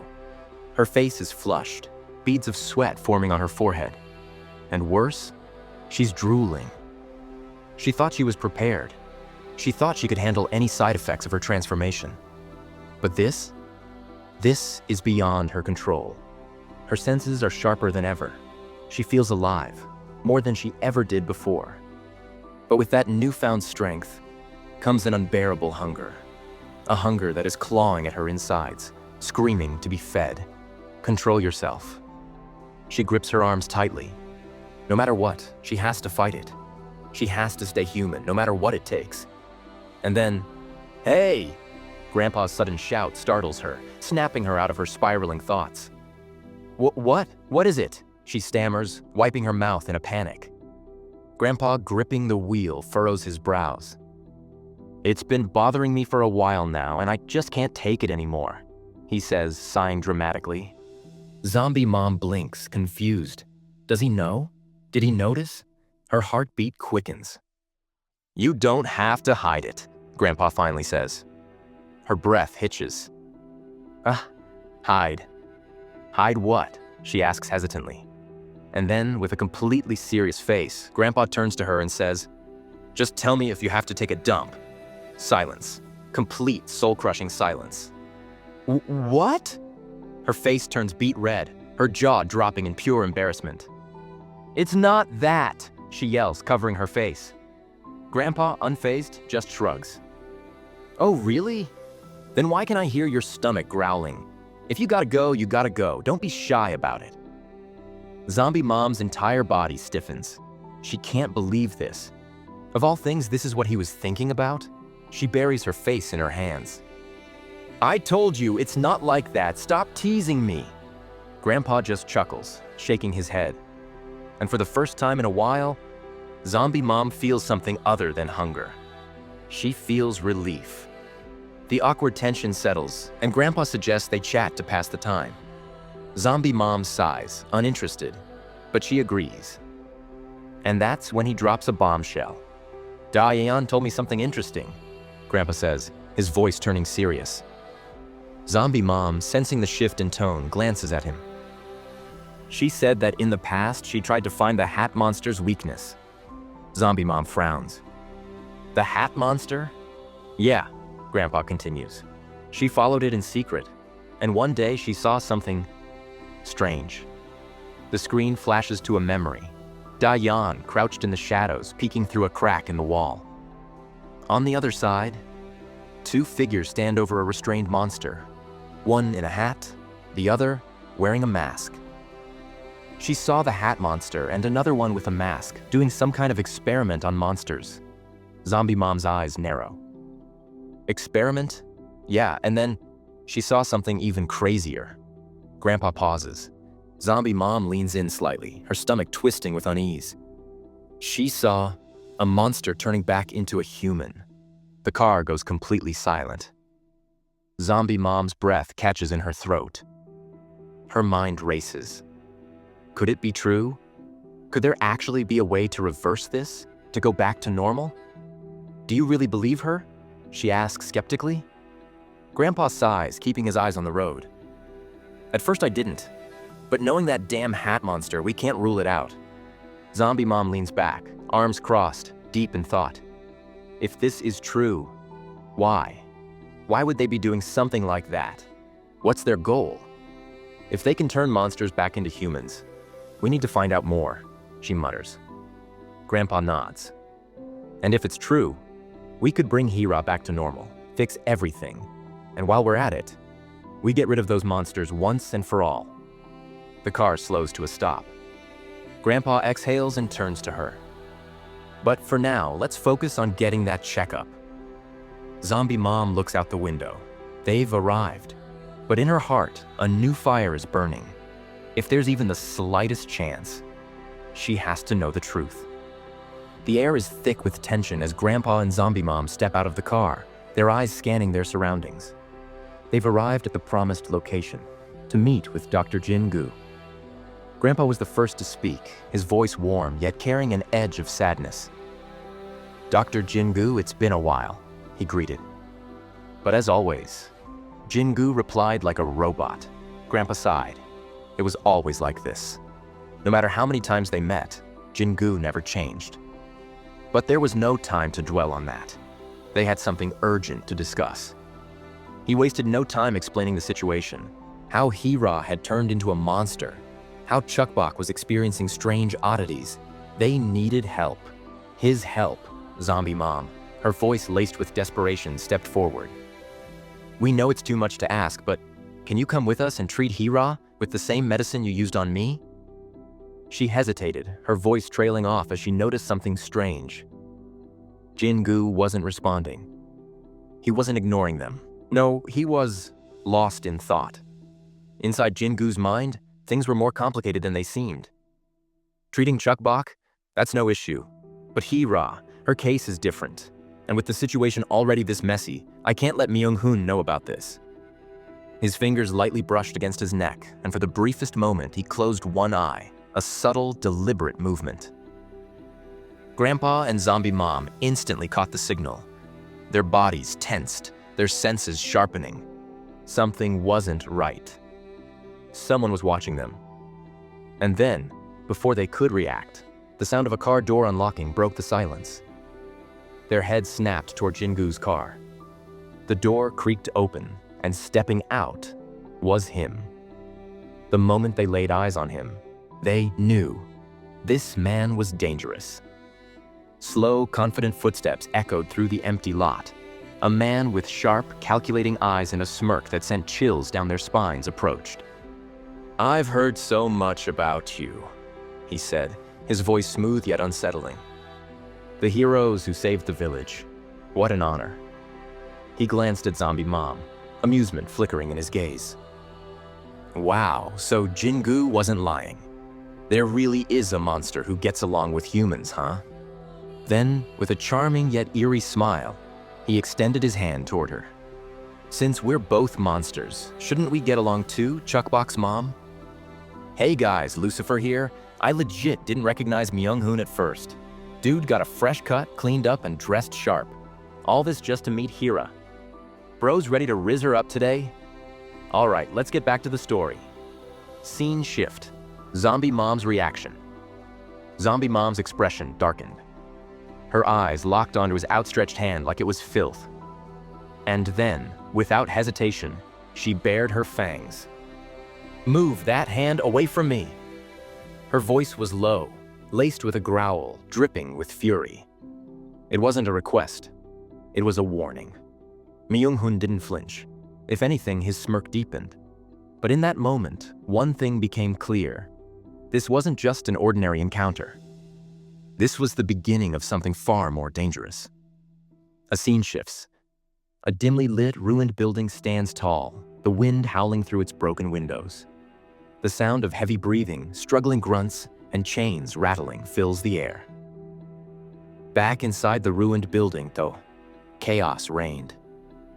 Gamdal and Yujung are desperately trying to restrain Hira, but even with chains binding her, they can barely hold her back. She thrashes, growling, her monstrous strength making it clear these chains won't hold her forever. But then, in between her gasping inhuman breaths, a name escapes her lips. So-ah. Softly, almost like a whisper. So-ah. Gamdal and Yujung freeze for a moment, their grip tightening as they hear the name of Hira's daughter. And before they can react, the doors burst open. Chukbok and the other children rush inside, their small faces filled with worry. Without hesitation, they run straight to Hira, throwing their arms around her monstrous frame. And just like that, she stops struggling. Her breathing slows. Her glowing, wild eyes soften.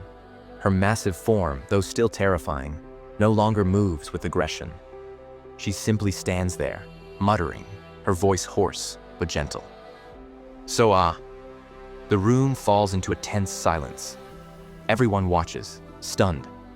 This monster, this unstoppable force, was completely calm in the presence of the children. A wave of relief washes over them. They had found a way to control Hira, but at what cost? Because deep down, they all knew one thing. The kids couldn't stay awake forever. Yujung, feeling puzzled, goes outside for fresh air.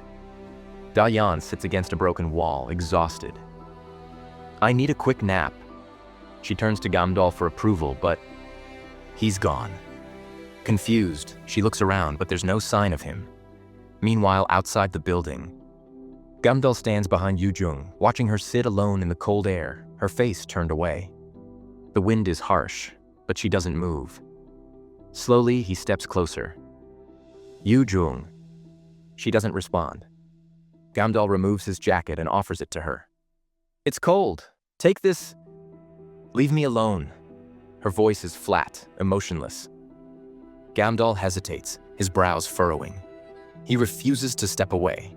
What's wrong? And finally, she snaps. Everything is wrong.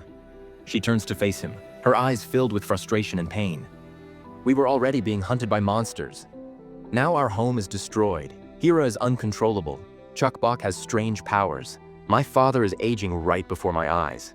We have children to protect, and you... Her voice trembles. You're trying to protect all of them. She clenches her fists. I can't take this anymore, it's too much. And the worst part? She looks away, her voice barely above a whisper. I feel powerless. Gamdal stares at her, his expression unreadable. And then she says something that makes his heart ache. Gamdal, I know you want to protect your family, but please, don't forget to take care of yourself too. You're one of the few family I have left. A moment of silence passes between them. But then, a sharp whoosh slices through the air. Gamdal reacts instantly, grabbing Yujung and pulling her close. A tentacle slashes past, barely missing them, except for a thin, bloody cut on Gamdal's cheek. They both turn their heads, eyes widening as a dark figure steps out from the shadows. A man in a large crooked hat approaches, his voice smooth and arrogant. Not bad. He chuckles. You're pretty quick for someone your size. You'll make great meat. Gamdal and Yujung don't need to ask who he is. They already know. This is the hat monster Grandpa had warned them about. But before they can react, the monster lifts his hand. Shadows swirl around it, forming a distorted image. And then, Chukbok's face appears in his palm. Have you seen a girl who looks like this? He grins, his eyes gleaming with twisted amusement. I can feel her here. Yujung's heart pounds. This is the worst timing possible. They don't have weapons. They're outnumbered. And if this monster is here for Chukbok, then they're all in serious danger. Gamdal doesn't hesitate. He knows they don't stand a chance without weapons, but they've survived worse before. They have to buy time. He takes a deep breath and shouts, Darling, now! The hat monster flinches and turns, expecting an ambush.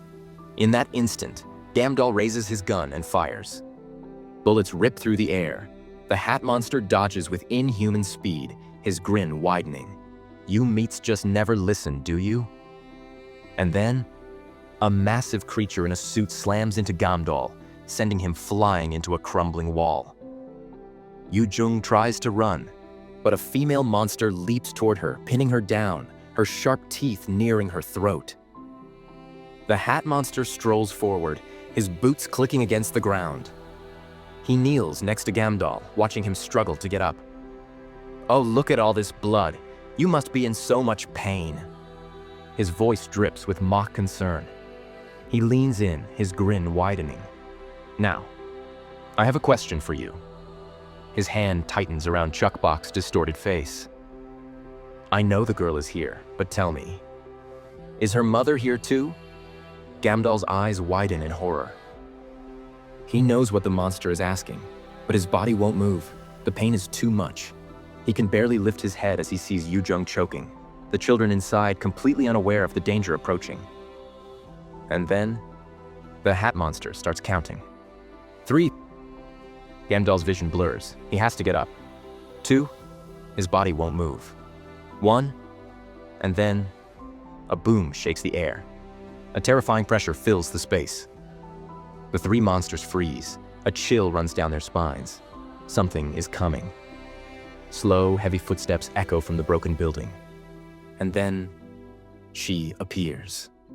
Hira, her monstrous body towering in the darkness, chains shattered around her.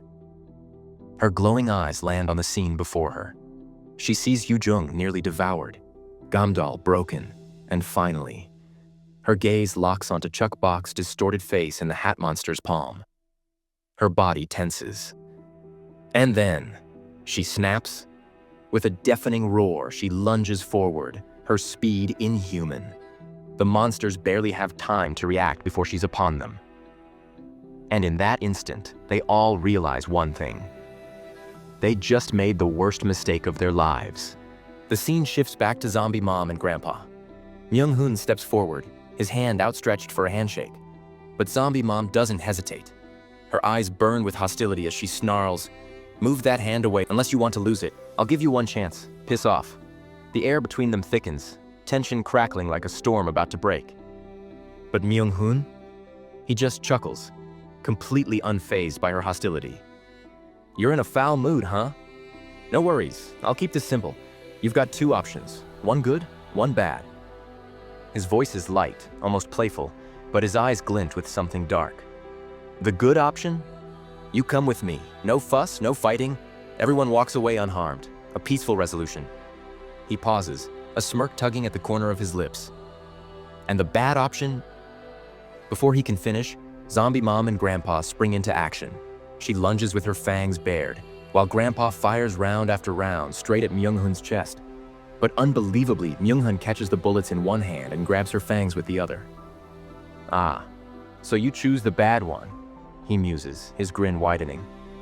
Then, without warning, he grabs Zombie Mom by the chest and hurls her into the sky. Grandpa fires again, but Myung-hun snatches the bullets midair and hurls them back, striking Grandpa. The old man stumbles back, blood seeping through his sleeve. His eyes widen. This isn't just some brute. This man is a true monster. But then, something unexpected. A severed hand drops to the ground. Myung-hun looks at the stump where his arm used to be, then glances up just in time to see Zombie Mom holding his severed limb in her clawed grip. Her lips curl in fury. "You perverted sack of garbage, you yanked at my chest? You shameless freak, you're dead! I'm gonna rip your balls off!" For the first time, Myung-hun looks surprised.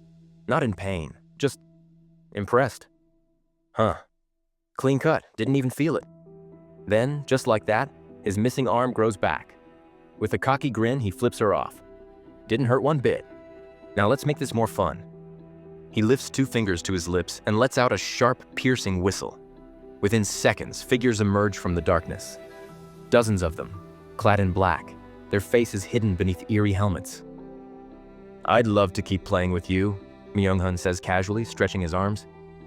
"But I'm supposed to be gentle, so have fun with my guys instead." And just like that, the swarm of masked fighters descends. Chaos erupts. Grandpa fires shot after shot, his marksmanship flawless. Every bullet finds its target, bodies dropping left and right. But as fast as he knocks them down, they get back up. And when one of their helmets cracks open, his breath catches. The faces underneath aren't human. They're monstrous, twisted, mutated beyond recognition. Meanwhile, Zombie Mom is locked in a deadly clash with the dagger-wielding snot girl. The girl is fast, too fast. Her blade slices through the air, inches, centimeters, from Zombie Mom's throat. But Zombie Mom reacts. Slap.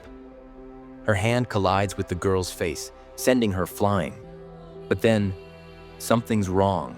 Her vision blurs. Her balance wavers. She stumbles backward, her body crashing to the ground. What is happening? Ever since this fight started, her senses have been dulling. The air around the dagger girl. It reeks of something strange. Something that's messing with her mind. Everything turns white. Her sight? Gone. But her ears? Sharper than ever? She can hear them. Those sneaky bastards closing in on her. She doesn't hesitate. She moves. Blades, claws, bodies. She slices through them all. Even in this state, she fights like a demon. And yet, something else stirs. Something inside her. A voice. You're still alive because of me. The monster within her speaks. You really think you'd survive as a human? Her breath catches. Why are you scared? The voice teases. I just came to say hello. And then, the dagger girl is behind her. A sharp pain, darkness. Zombie Mom collapses. And just like that, Grandpa and Zombie Mom are both defeated, effortlessly. Myung-hun watches it all unfold from the sidelines, arms crossed, eyes gleaming with amusement. Impressive. His gaze flicks to the vice president and the dagger girl. You two did well. Now, he turns, cracking his neck, stretching his fingers. It's time. We're going to see Hira. A slow grin spreads across his lips. And this time, she's finally going to become my bride. With that, the Pitbull gang marches forward, toward Hira. The scene fades to a dimly lit room where the Hat Monster stands before Bigfoot, his voice brimming with confidence. I can track her down, he boasts, adjusting his hat with a smirk. No matter where my body parts are, I can feel them. As long as I've left a piece behind, I'll find her. Of course, they'll rot in a few days, but that's more than enough time. His fingers twitch in anticipation. Let me prove myself. Bigfoot remains silent, watching him carefully. I just need 2 of your men. Nothing major, just a little security. But it's clear, this isn't just about loyalty. The Hat Monster wants more, a better position, more power. Bigfoot finally speaks, his deep voice carrying the weight of finality. Bring me the mother, too. The room feels heavier. If you succeed, I'll make sure Father acknowledges you. For the first time, the Hat Monster's breath hitches. Acknowledgement from the Father? This is bigger than he thought. Bigfoot tosses something toward him, a small container. Medicine, Bigfoot says flatly. You probably won't need it, but if things get difficult, make them eat this. He leans forward, his gaze sharp. And Hat, don't fail. With that, Bigfoot turns and walks away. Back to the present. Now, standing amidst the carnage, the Hat Monster is shaking. What the hell was he thinking? This job was supposed to be easy. Track her down, deliver her, get rewarded. But he hadn't expected this. A monster, a true nightmare, lurking in that wretched place. Returning empty-handed? Not an option. But going forward? Suicide. His mind races, desperate for a way out, when suddenly, the roar of motorcycles fills the air. His stomach drops. Something's coming, and they have no idea what's about to happen next. Scene shifts, and we see the past that haunts Myung-hun. It's been so long since the tragedy that shattered him. He searched for her everywhere. There were times he wanted to give up, to die, but he didn't, because he had to see her again, because he couldn't live without her. And now, it's finally happening. He's going to see Hira, finally. He grips the handlebars, his resolve hardening. He has a plan, a clear one. First, he'll ask her to come back. Ideally, she'll accept. But he knows Hira, she won't. And that's fine, because he's prepared. They have rules. The loser belongs to the winner, and he won't lose. He's stronger now, far beyond what she could imagine. Once she's back in the family, he'll treat her well. He'll rebuild their relationship, slowly, patiently. And one day, she'll realize she'll love him back. He's even dreamed of their future, a happy family, 3 kids, 1 boy and 2 girls, his perfect life together with his dream wife. A soft smile touches his lips. But then, his bike skids to a stop. The happiness vanishes. Hira. She's standing there, but she's not the woman he remembers. She's mindless, a zombie. Chukbok watches him carefully, her mind racing. Who the hell is this guy? Is he from the village, here to cure Hira? A spark of hope flickers in her chest. She quickly steps forward, excitement bubbling. Hey, are you from village? What about my mom, grandpa? But Myung-hun doesn't answer. His eyes lock onto Hira, and the warmth in them vanishes. His gaze turns cold, like a predator staring down prey. Chukbok's instincts scream at her. She grips her gun, raising it without hesitation. Who the hell are you? Myung-hun's voice cuts through the air. What happened to her? His tone is eerily calm, but there's an edge. He's sure. Hira wasn't bitten. So why does she look like this? Chukbok hesitates, but then tells the truth. She was sick. Her mother did this to her. Myung-hun stills. Her mother? Zombie mom? A cruel smile creeps onto his lips. I already have her. Chukbok freezes. What? And I promise you, Myung-hun continues, she's going to pay for what she did to Hira. Chukbok's stomach twists. Her grip tightens around her gun. What did you do to them? She takes a cautious step back. But before Myung-hun can say another word, Myung-hun's head is gone. Or at least, it feels that way. His vision blurs. His mind races. Is this death? It's not a hallucination. It's her, Hira. Her killing intent is suffocating, a force so overwhelming it feels like the weight of the entire world is crushing him. Chukbok, standing her ground, lifts her revolver. But Myung-hun, his entire being is locked onto Hira. She trudges forward, step by step, closing in on the gang that surrounds Chukbok. The Pitbull gang instinctively braces, but stand down. Myung-hun's voice cuts through the tension. His lackeys flinch, confused, but he stays eerily calm. Stay back, just watch. He takes a slow step forward. He speaks, his voice smooth, almost nostalgic. Do you remember the first time we fought? Hira doesn't answer, but Myung-hun remembers it vividly. She beat him badly. He had been the one to start that fight, thinking he could take her down. And despite losing, despite the humiliation, he kept challenging her. Because deep down, he knew. She was the only one worthy of standing beside him. And now he's ready to do it all over again. He had hoped for a different reunion. He wanted to introduce her to his family, to ask her to come home. But if she won't come willingly, he'll take her by force. His voice drops, low and raw. I still love you, Hira. He takes another step forward. Come back with me. I'll fix this. I'll fix you. He reaches out. But Hira? Her blade swings through the air with lightning speed. Myung-hun barely dodges, his body twisting out of the way at the last second. His breath catches. For the first time in years, he's facing a real fight. A fight where one of them isn't walking away. Hira's attacks are merciless, relentless. Her blade shifts, morphing into a massive spiked club. Wham! It crashes into Myung-hun's ribs, sending him skidding across the ground, tearing up the earth beneath him. He barely has time to recover before she's on him again. Each swing, faster, heavier, deadlier. And Myung-hun? He's losing control, losing composure. His breath is ragged, his mind is spinning. Where did this monstrous strength come from? And what's worse, she's still getting stronger. If he were anyone else, he'd be dead already. His body screams for a way out. A strategy. Anything. Then, his eyes dart toward Chukbok. The weak spot. The girl Hira seems so protective of. A cruel smirk tugs at his lips. He's found his opening. Without a second thought, Myung-hun explodes into motion. Every ounce of his power focused on reaching Chukbok. The girl's eyes widen. She barely has time to lift her revolver. Bang, bang. Bullets rip through the air, but she's too late. He's too fast. He almost reaches her. But then, a hand grabs him. And in the next instant, he's airborne. Like a rag doll, his body is hurled skyward. His mind barely registers what just happened. Hira threw him, like he was nothing. His body is still in the air when she morphs her weapon again into Hulk-like fists. He doesn't even have time to react.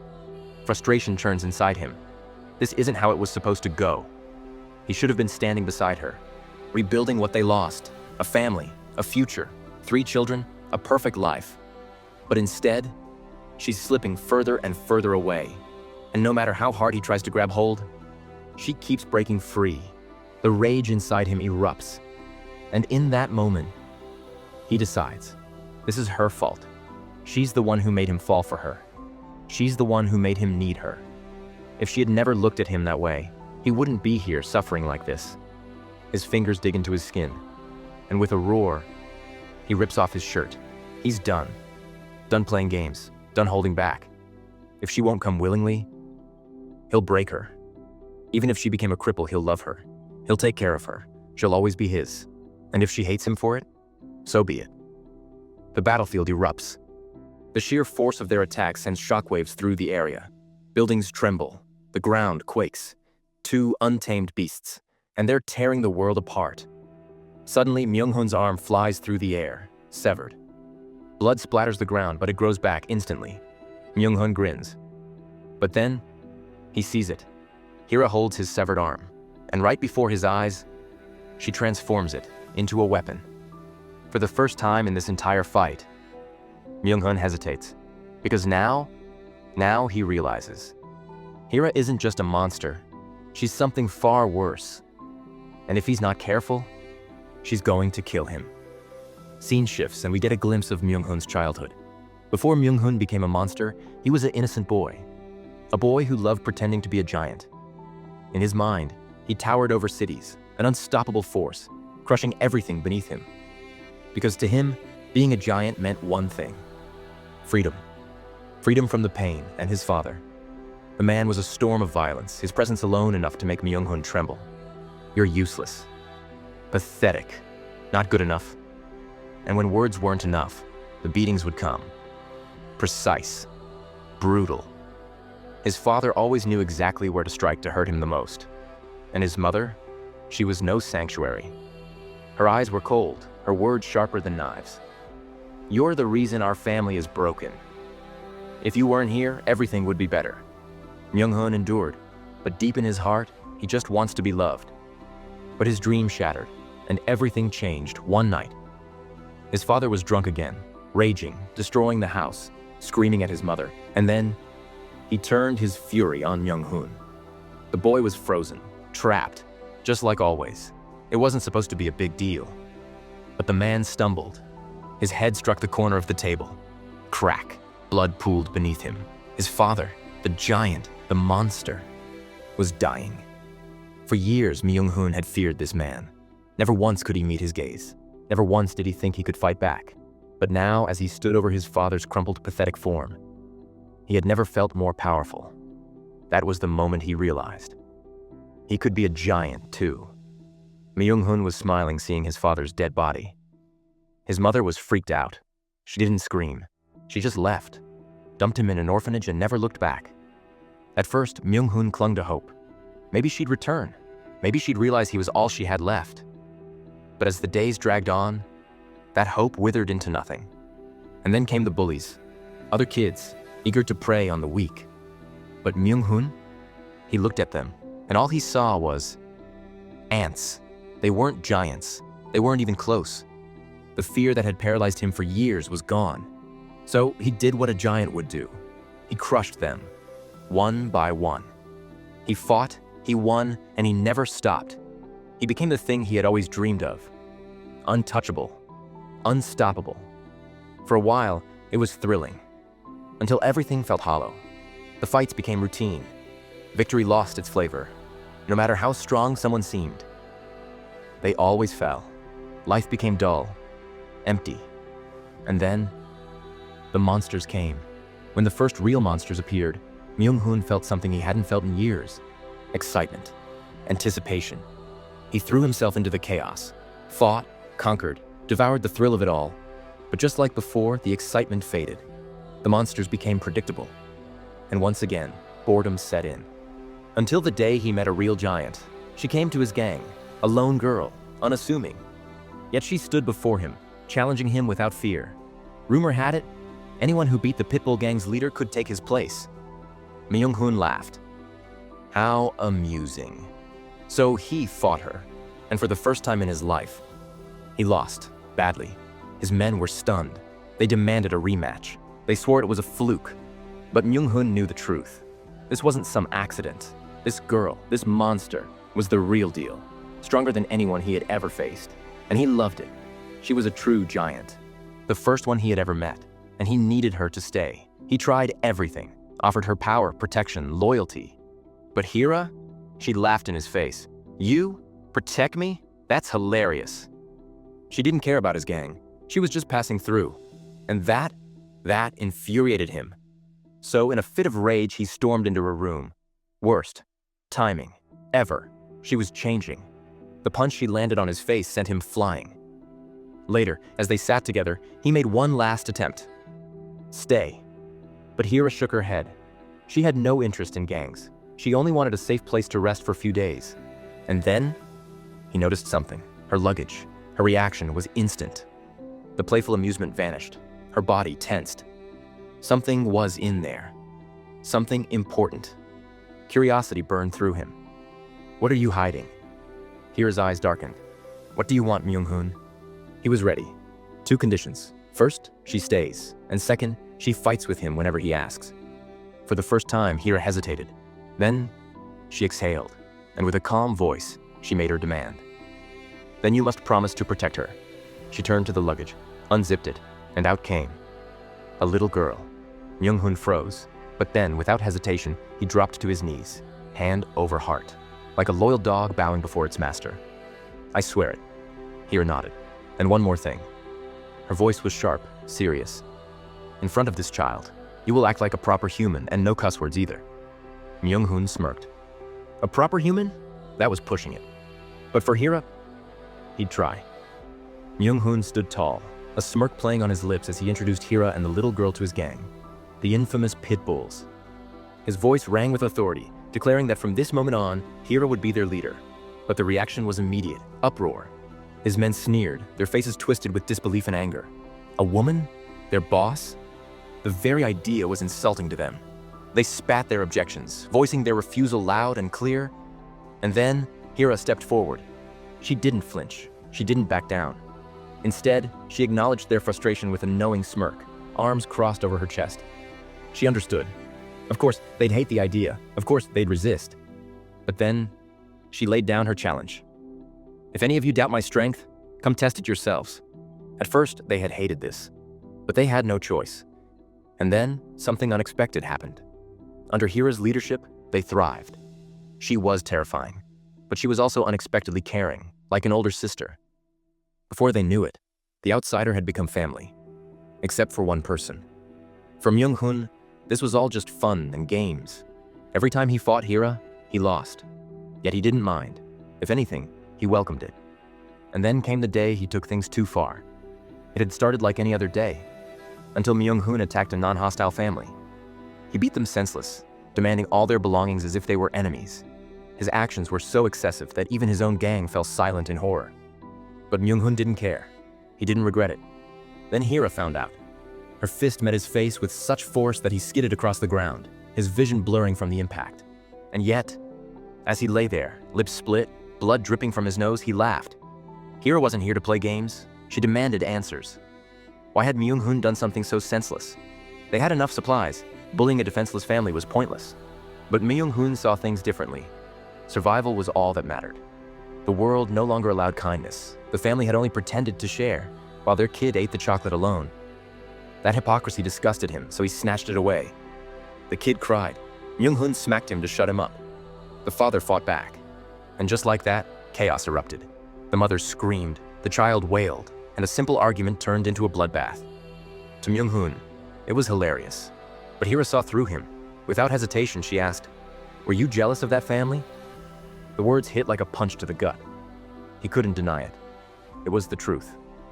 A while later, he lay battered on the ground. Hira had beaten him senseless. "I don't care what your issues are," she told him, "but if you ever lay a finger on your own family, you're as good as dead."